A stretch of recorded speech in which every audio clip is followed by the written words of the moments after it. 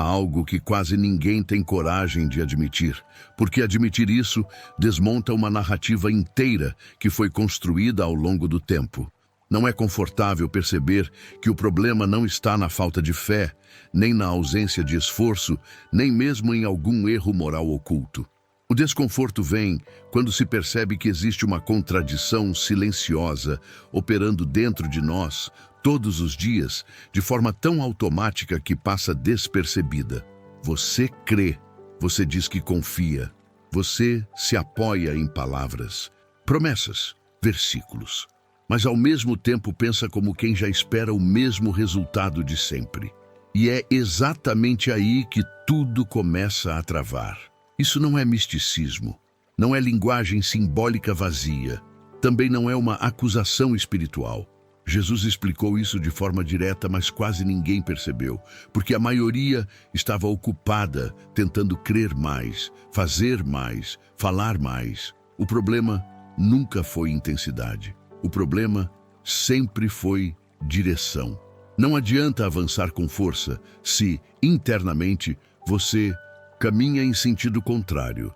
Existe um ponto silencioso dentro da mente onde as decisões reais são tomadas. Não é o lugar das palavras que você diz em voz alta. É o lugar das imagens que você alimenta quando ninguém está olhando. É ali que o conflito começa. Você ora pedindo mudança, mas imagina a repetição. Você pede cura, mas pensa no histórico. Você fala em fé, mas se organiza mentalmente para o fracasso, como quem se protege da decepção. Isso não acontece porque você quer. Acontece porque esse padrão se formou ao longo do tempo, camada por camada, como uma resposta a experiências anteriores. O problema é que ninguém te ensinou a observar isso. Te ensinaram a vigiar comportamentos, a corrigir palavras, a ajustar atitudes externas. Mas quase ninguém falou sobre o desalinhamento interno que se instala quando a mente aprende a esperar menos, mesmo quando a boca declara mais. E esse desalinhamento não grita. Ele não se manifesta como dúvida explícita. Ele se manifesta como um pensamento neutro, aparentemente racional, que diz: vamos ver no que dá. Só que esse "vamos ver" já carrega uma conclusão silenciosa. Você não está dividido espiritualmente. Não é uma batalha entre fé e incredulidade no sentido religioso. O que existe é uma divisão interna entre aquilo que você afirma e aquilo que você imagina, entre o que você pede e o que você espera. E enquanto essa divisão existir, nada se sustenta por muito tempo. Não porque Deus não responde, mas porque você mesmo não permanece inteiro no movimento que inicia. Jesus nunca tratou a fé como uma força que você precisa aumentar. Ele nunca disse que o problema estava na quantidade. O olhar dele sempre foi mais profundo. Ele observava o ponto interno de onde as pessoas se moviam. Em muitos momentos, ele não corrigiu o pedido, nem a linguagem, nem o ritual. Ele corrigiu o lugar interior de onde aquilo nascia, porque ele sabia que não adianta ajustar a superfície quando a base está em conflito. Há uma diferença enorme entre crer e estar alinhado. Crer pode coexistir com o medo. Crer pode coexistir com o cansaço, mas coerência não. Coerência exige que pensamento, expectativa e direção caminhem juntos. Quando isso não acontece, a mente começa a sabotar silenciosamente qualquer movimento de fé. Não por maldade, não por pecado, mas por condicionamento. Ela aprendeu, ao longo do tempo, que esperar menos dói menos. Então ela protege você da esperança, criando cenários de repetição.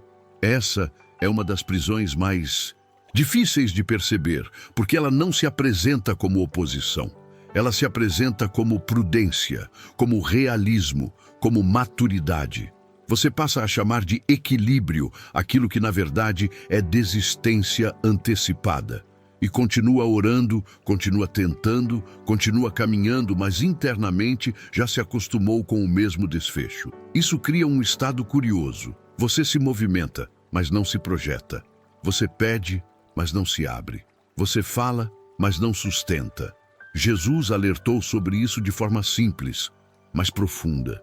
Quando ele falava de fé, ele não estava falando de esforço emocional.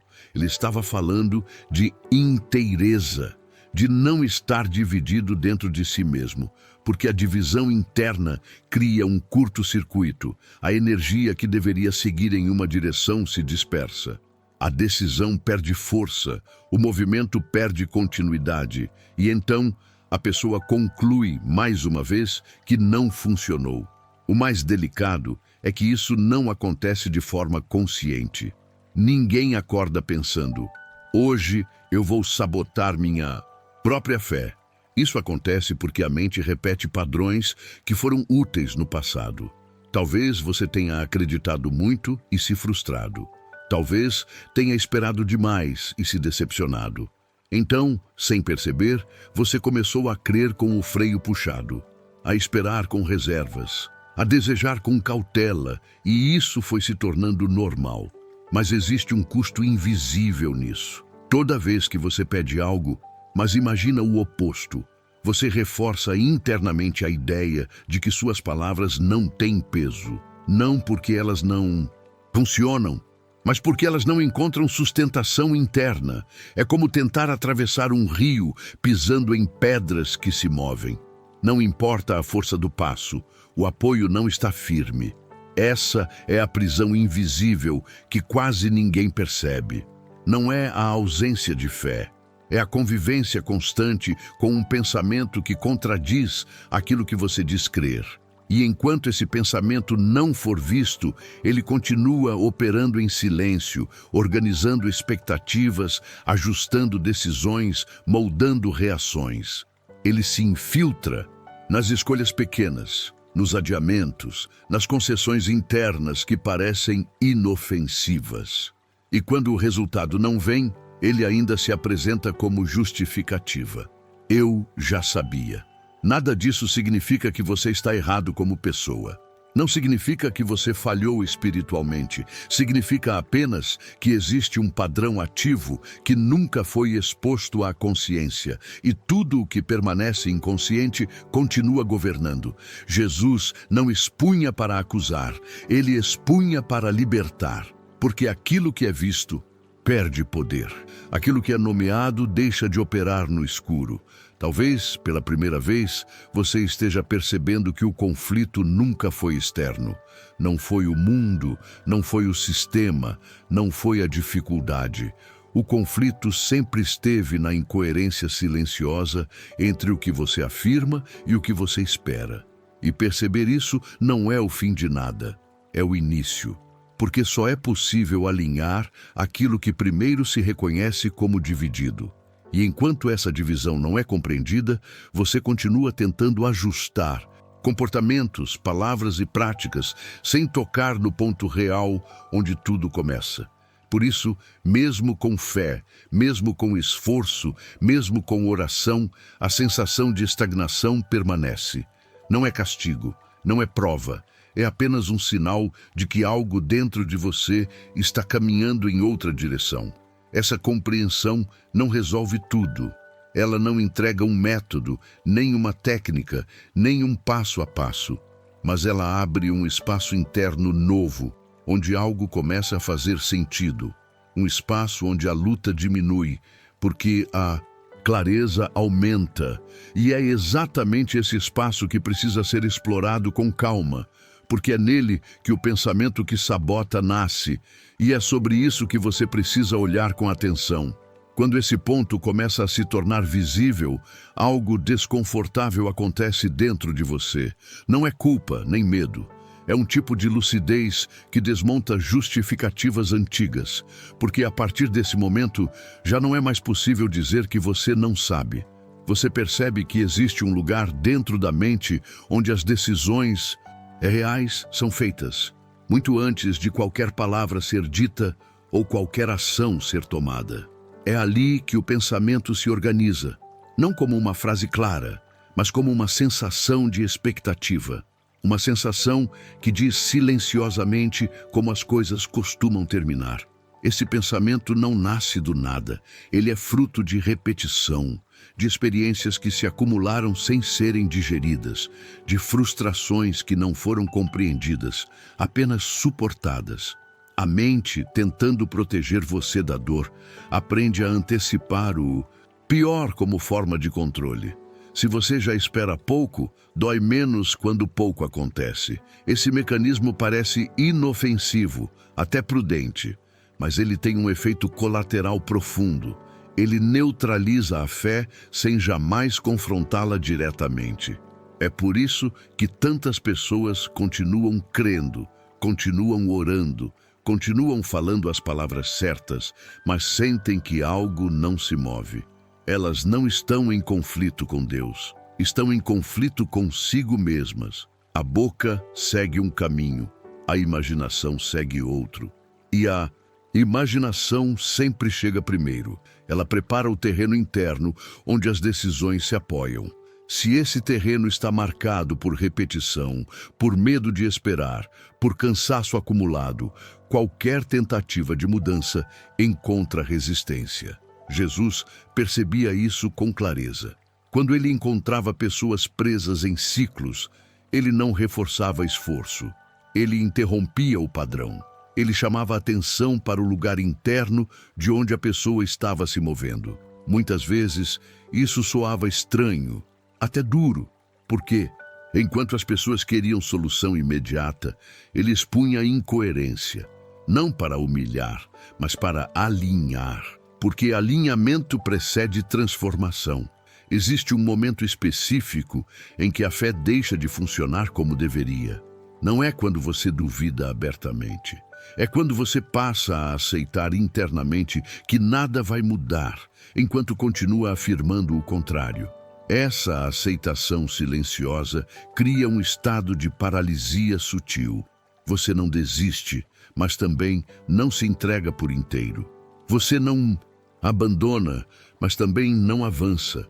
Fica suspenso entre o desejo e a expectativa, entre o pedido e a antecipação do fracasso.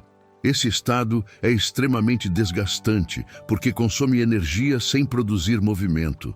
É como remar com um dos braços puxando para trás. O esforço existe, mas o progresso não. Com o tempo, isso gera cansaço espiritual. Não porque você está longe de Deus, mas porque está longe de si mesmo, desalinhado internamente, dividido em direções opostas. O mais difícil é que esse padrão se normaliza. Você passa a viver assim sem perceber. Aprende a chamar de maturidade o que na verdade é medo de se frustrar de novo. Aprende a chamar de realismo o que no fundo é a decisão de não esperar muito. E quanto menos você espera, menos você se envolve. Quanto menos você se envolve, menos risco sente, mas também menos vida flui. Jesus não chamava isso de pecado. Ele chamava de cegueira, uma cegueira interna, onde a pessoa não percebe que está presa a uma lógica que não escolheu inconscientemente. É por isso que ele dizia que a verdade liberta. Não porque a verdade seja confortável, mas porque ela expõe o mecanismo oculto que governa o comportamento. Aquilo que é visto perde o poder de se repetir automaticamente. Quando você começa a perceber esse padrão, algo muda na forma como você se observa. Você começa a notar os pensamentos que surgem logo após a oração, as imagens que aparecem quando você faz um pedido, as conclusões silenciosas que você tira antes mesmo de tentar. E percebe que muitas vezes essas conclusões já estavam prontas antes da oração começar. A oração, nesse caso, vira um ritual que tenta convencer algo que internamente já decidiu. Essa percepção não deve gerar culpa. Culpa apenas reforça o ciclo. O que precisa surgir é entendimento. Um entendimento calmo, quase clínico, que observa sem julgar. Jesus operava exatamente nesse nível. Ele não pressionava a mudança. Ele revelava a incoerência, porque a coerência não pode ser forçada. Ela precisa ser compreendida. Há uma razão profunda pela qual a mente resiste à mudança, mesmo quando a fé deseja. A mudança exige abandonar narrativas internas conhecidas. Exige abrir mão da segurança que existe em esperar pouco. Exige enfrentar a possibilidade de esperar e se frustrar novamente. E isso assusta mais do que permanecer no conhecido. Por isso, a mente prefere manter o padrão, mesmo que ele doa, do que arriscar um território novo. Enquanto isso não é visto, a pessoa continua acreditando que o problema está fora, no tempo de Deus, no processo, no inimigo, em si mesma, menos no lugar real onde tudo se organiza. E assim o ciclo se repete. A mesma oração, a mesma esperança contida, o mesmo resultado. E cada repetição reforça a crença silenciosa de que nada funciona como deveria. Mas o que Jesus revelou é que o reino não opera a partir de palavras isoladas. Ele opera a partir de inteireza, de alinhamento entre pensamento, expectativa e direção. Quando isso não existe, a fé se torna apenas um discurso bonito, sustentado por uma imaginação contrária. E nenhuma realidade se sustenta quando nasce de um conflito interno. Talvez agora você esteja começando a perceber que o problema nunca foi a ausência de fé, mas a presença constante de um pensamento que a contradiz. Um pensamento que não se apresenta como inimigo, mas como proteção. Um pensamento que diz para você não esperar demais, não se entregar demais, não confiar demais. E enquanto ele continuar ativo, qualquer tentativa de mudança encontrará resistência. Esse é o ponto que precisa ser encarado com honestidade. Não para ser combatido, mas para ser compreendido. Porque aquilo que você tenta vencer pela força apenas se esconde. Mas aquilo que você compreende perde o controle. E é exatamente aqui que a próxima etapa se torna inevitável. Descobrir onde esse pensamento nasce e por que ele insiste em voltar, mesmo quando você decide crer. Existe um motivo pelo qual esse pensamento insiste em voltar. Mesmo quando você decide crer, ele não retorna porque você é fraco, nem porque sua fé é pequena. Ele retorna porque foi útil em algum momento da sua história. Em algum ponto, esperar menos protegeu você. Confiar com reservas evitou uma dor maior. Antecipar o fracasso deu uma sensação de controle quando tudo parecia fora do lugar. A mente aprende rápido aquilo que reduz sofrimento imediato. E uma vez aprendido, esse padrão passa a operar automaticamente sem pedir permissão. O problema é que aquilo que um dia protegeu você começa, com o tempo, a aprisionar. A mente continua usando a mesma estratégia, mesmo quando o contexto muda.